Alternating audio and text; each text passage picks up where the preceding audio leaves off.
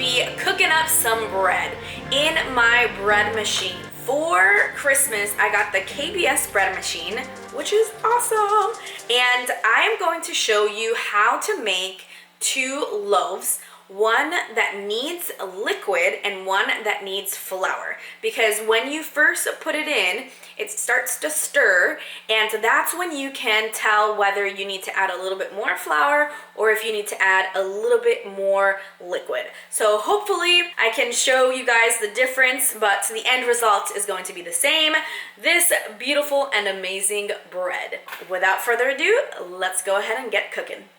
You will be using the following ingredients, so give it a screenshot. We're going to start by measuring our water. It's going to be 255 grams. Make sure to use grams and not liters. It's approximately 1 cup and 1 tablespoon of water. Next, we're going to use 3 tablespoons of maple syrup. This is going to give it that nice sweet flavor. It's amazing. For the salt, we're going to use 1.5 teaspoons.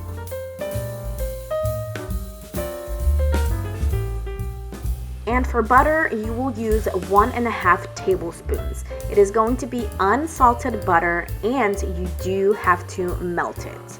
This is a little bit of an extra step, but trust me, it is worth it and it'll come out perfect. That butter just really helps the bread expand, rise, and become nice and fluffy. We will be using 1 teaspoon of instant yeast, which is approximately 3 grams of yeast. Next, you're going to measure the bread flour. 515 grams is what you will need. And you're going to place it on top of the liquids and the salt. So it's going to be the center piece of everything, and you want to flatten it and then place the instant yeast in the center. This is going to be cooked on the menu 1, which takes about 3 hours and 11 minutes. Place it on in your machine, cover it, and hit that start button and hope for the best. I'm just kidding. It's gonna be fine. But I want to show you guys 2 scenarios. Sometimes, depending on the weather, it will come out looking dry, which in this case, this specific day, it was looking dry. And the way that you know that it's looking dry is because it's super lumpy. So I let it finish mixing, and it still continued to be pretty lumpy. Also, you could hear the machine having to work. I went ahead and added little tiny bits of 1/4 teaspoons of water, and then gradually it started to form into this nice round dough, and it wasn't fighting, it wasn't sounding rough or anything like that. And look, it looks much better. This is how your bread is supposed to look, and it's not supposed to stick to the walls. Here is a side-by-side comparison of how it started versus how it ended up looking. Now, you obviously always want to make sure you touch it so that it is not sticking to your finger. After the stirring cycle, it is going to ferment and finally bake. Today is a new day and I'm making another loaf, and I figured I'd pop on here and show you guys what it looks like when it is too humid, it has too much water, and you need to add some more bread flour. So let me show you what it looks like. Take a look. As you can see, it's kind of sticking to the wall, and it sounds perfect, but this means that it needs a little tiny bit more of flour. That's what that means, because you want it to really be a ball in the center. So I'm going to grab, this is 1/4 of a teaspoon, and I'm going to add it just a tiny bit. And you want to gradually add this to it until it starts forming into a ball. So you see, a little bit goes a long way, and it's not sticking to the wall anymore. But that's how you correct a loaf that is too moist, it has too much water, and it starts to stick to the wall. The kids are officially in bed. Are they asleep? No, they are not asleep. But the bread has finally finished, and it looks really good. Ooh. So check it out. That looks really good. So for this part, I'm gonna use a cookie rack, and then I also have this little kitchen towel. It's good to wrap up the bread to keep it from getting hard. You obviously need a mitten to take out the bread because it's really hot in there.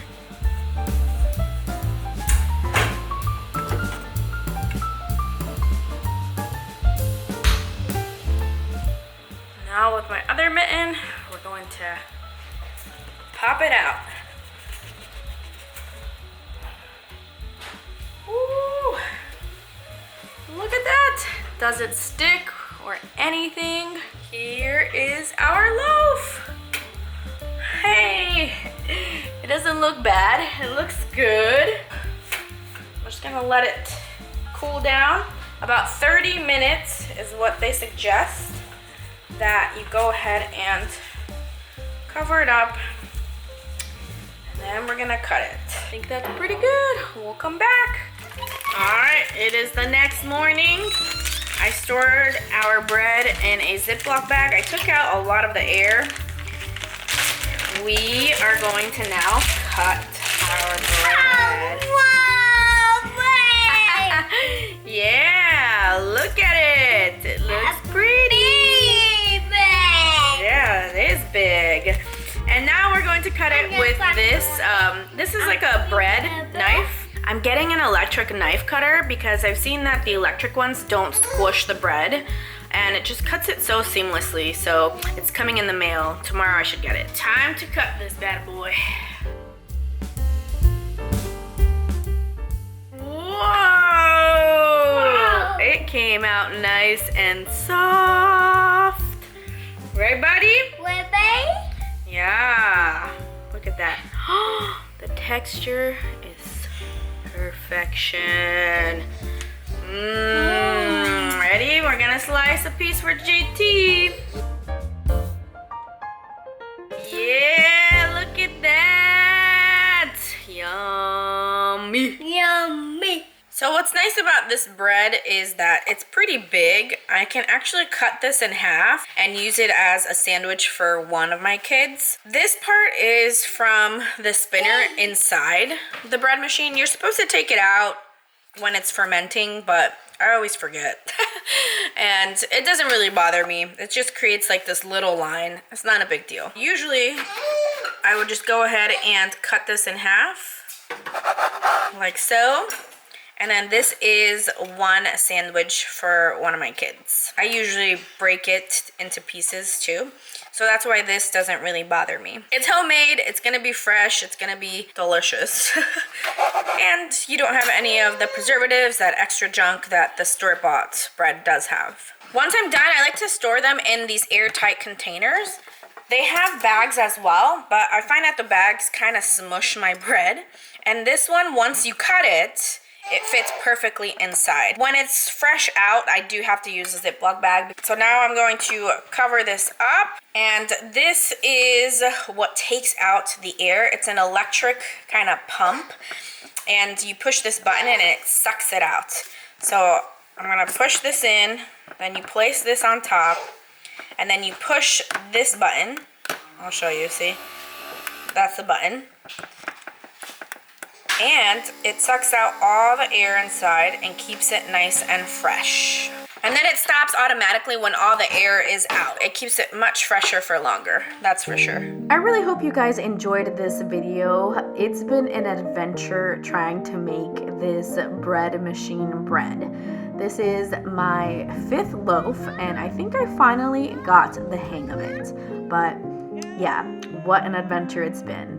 This week is going to be a tough week, not gonna lie. My youngest daughter is going to be getting a cast on because she suffers from hip dysplasia, and her left hip does not want to stay in place. So it's gonna be really, really tough, but alas, I really enjoy these small moments with all 3 of my kids. This is the thing that keeps me sane.